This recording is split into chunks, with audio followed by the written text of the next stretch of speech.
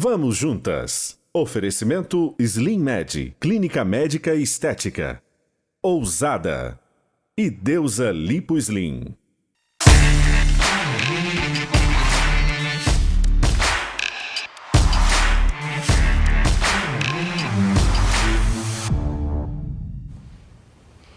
Olá, está começando Vamos Juntas. Hoje o assunto é triste, mas necessário. Nós vamos falar do luto na criança e no adolescente. Infelizmente, a Covid tem deixado muitos filhos sem pais. O falecimento de um genitor, independente da causa, tem consequências em todos os aspectos da vida. Como agir diante dessa situação tão dolorida? Como ajudar as crianças e adultos a elaborar esse luto? Quem vai nos ajudar a responder essas questões é a neuropsicopedagoga, a Penha Peterli. Sandra fez a abertura falando que, infelizmente, a nossa realidade hoje é de perdas muito precoces e repentinas para uma doença que a gente ainda não tem muito controle. Sim. De crianças e adolescentes, e às vezes do seu genitor. Como falar para essa criança dessa perda? E como tentar ajudá-la a enfrentar esse luto nesse momento que a gente está vivendo? Veja bem, o falar com a criança é um dos momentos bem difíceis e bem importantes. Então, para falar com a criança, tem que escolher a pessoa que ela tem um vínculo afetivo muito forte, uma pessoa que ela confia, escolher um momento que ela esteja serena e falar. Tem que chegar e falar e usar a palavra morte. Porque a gente fica dando volta para usar essa palavra, família, né? Porque quando ela usa a palavra morte, se for para uma criança até 6 anos de idade, tem um entendimento. Um adolescente tem outro. Aí eu vou falar um pouquinho, até 6 anos de idade, a criança ainda, ela não tem o conceito de morte. Quando a pessoa morre, ela não sabe se a pessoa está respirando, se não está. Se vai aparecer de novo, se não vai. Aparecer de novo, se não vai aparecer de novo. Até 6 anos e 7 de idade. Ele entende de uma forma. É de uma forma. E depois o adolescente já está no período formal, ele já tem outro entendimento, já sabe daquela perda. E aí o que fazer, como ajudar essa criança e adolescente? Bem, dentro da linha relacional sistêmica, é importante um tratamento com um psicoterapeuta. Por quê? Vamos dizer, no caso de perder o pai, a mãe está fragilizada. Verdade. Aí o que acontece? A criança entra, tem vários tipos de fantasias. A criança entra na fantasia da onipotência. Então ela tem que consolar a mãe, ela vai ser a controladora mais forte da família para a mãe não sofrer. Ela começa a assumir papéis. Assumir papéis, né? Então, então isso acontece. Então as fases. E isso é bom ou ruim? No caso dela ocupar o lugar do outro é ruim, porque ela não elabora o luto. E ela não viveu dela, ela não viveu dela. Ela não elaborando o luto, ela fica fragilizada. Ela colocou no lugar da fragilidade dela a força que ela não tem. Tá? Uma outra questões bem importantes são as fases que professores é importante saber. A primeira fase é da aceitação. Ele tem que ter um tempo para aceitar aquilo. Elaborar aquilo. Depois ele tem que entender o impacto emocional. O que está acontecendo com ele? Com revolta, com agressividade, com raiva, com vontade de chorar, com depressão, se não tratar, tudo. Depois ele tem que se adaptar à nova vida. Aquilo que não vai mudar, é aquilo. Tem que fazer a adaptação. Nessa adaptação, que aí vem as fantasias. E ainda depois. Como é que são essas fantasias? A fantasia da onipotência tem mais umas 10 fantasias que não daria para citar aqui. Eles criam umas fantasias, vivem aquilo para ocupar aquele sentimento de dor. Então aquele sentimento de dor está sendo. Tem a fantasia. Está sendo camuflado. A fantasia da castração é aquela que eles param de crescer. Eles acham que não vão desenvolver, não vão crescer. Porque a perda de um progenitor é o impacto mais forte que um ser humano pode sentir. Então, ele sente que o mundo saiu dos pés dele. Acabou. Perdeu a onipotência infantil. Então, precisa de um tratamento psicoterápico. Porque a criança fica triste, ela não expressa. E aí, o que acontece? quando o luto não é elaborado. Ele vai levando a dificuldade de lidar com perdas, porque o luto, a característica do conceito de luto é um impacto muito grande por uma perda que pode ser de morte, pode ser uma perda de emprego, pode ser um divórcio, pode ser uma grande frustração, tudo isso é luto. E cada um tem seu ritmo de viver, tem sua história, seu jeito. E todos precisam ser vividos. Para você superar essa fase.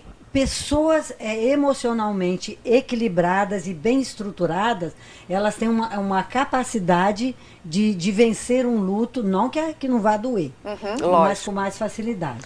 Permitir viver o luto, né? Uma outra questão importante é que a psicoterapia, ela não vai tirar a dor, mas ela vai ajudar a criança ou adolescente expressar. O foco é a expressão da dor, é falar daquela pessoa, entendeu? E também é uma proteção que para no futuro ele aprenda a ter afetividade e substituir a pessoa que foi, substituir entre aspas. Ele não vai tirar aquela pessoa, mas, por exemplo, numa relação. Mas ele vai conseguir família, ocupar aquele espaço de uma forma saudável. Ele perde o pai, a mãe, daí um tempo tem um novo relacionamento. Ele vai aceitar aquela pessoa e o pai dele vai ter o lugar dele na vida, entendeu? Isso é muito interessante. Isso é muito bom. Bem, o assunto tá, né, muito bacana, muito gostoso. A gente tem muita coisa para falar, mas nós vamos ter que dar um intervalinho rapidinho e a gente já volta. Espera aí. Vamos juntas. Oferecimento Toque Suave Lingerie. Você intimamente.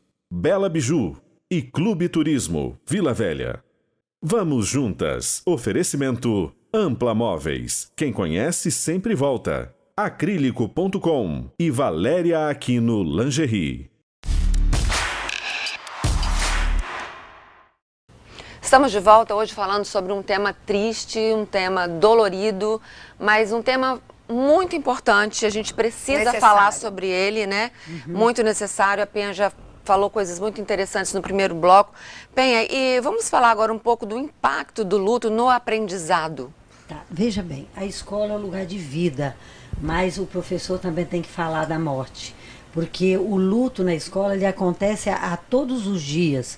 Porque o luto, ele acontece quando nós nascemos, quando um pai se separa, quando o pai perde um emprego, quando a criança perde um amiguinho, tudo isso é luto. Então, os professores precisam de uma formação e de se preparar, principalmente agora nas plataformas. Eu não sei como seria isso, mas o adolescente e a criança tem que ter um espaço na escola para falar desse luto. E tem que ter muito cuidado, né, Penha? Você estava falando aqui antes da gente entrar ao ar.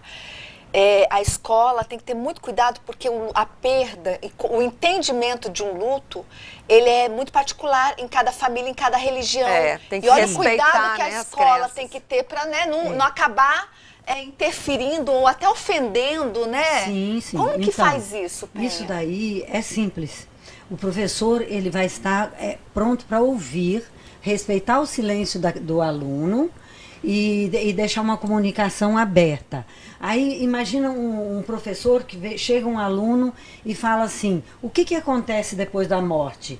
Aí se o professor for usar a opinião dele, ele vai sair da ética, e vai interferir na educação familiar, né? Questão familiar, religiosa. Então o professor fala assim, ninguém sabe muito o certo. Vê com a sua família. Vê com a sua família. E mandar uma comunicação para a família, né? Uma comunicação breve, né?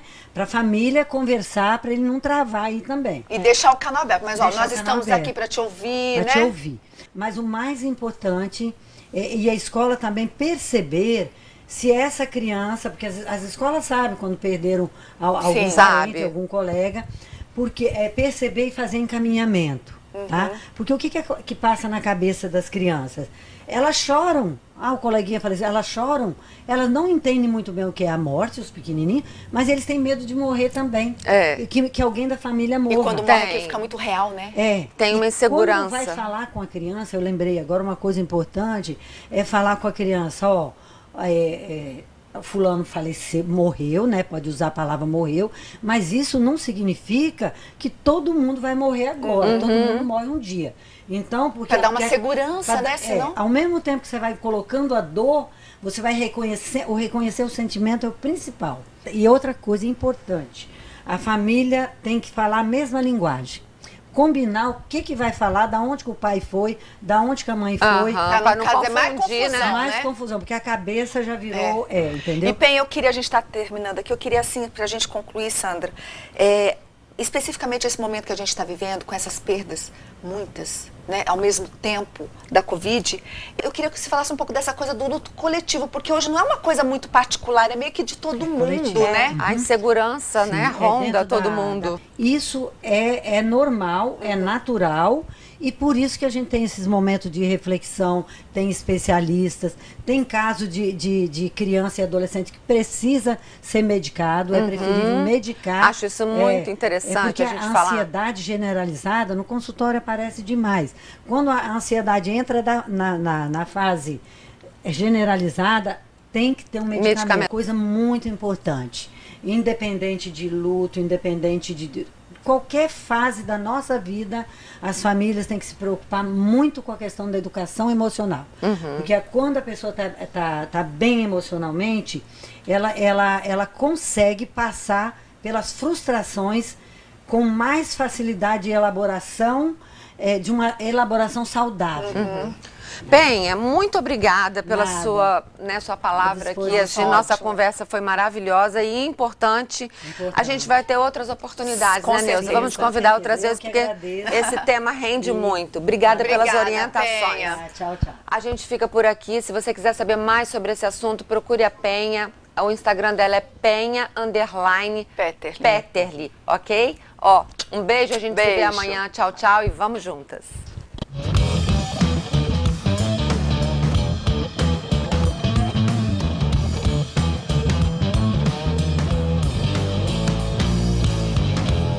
Vamos juntas. Oferecimento: Leão Marinho Educação Infantil e Grupo WK.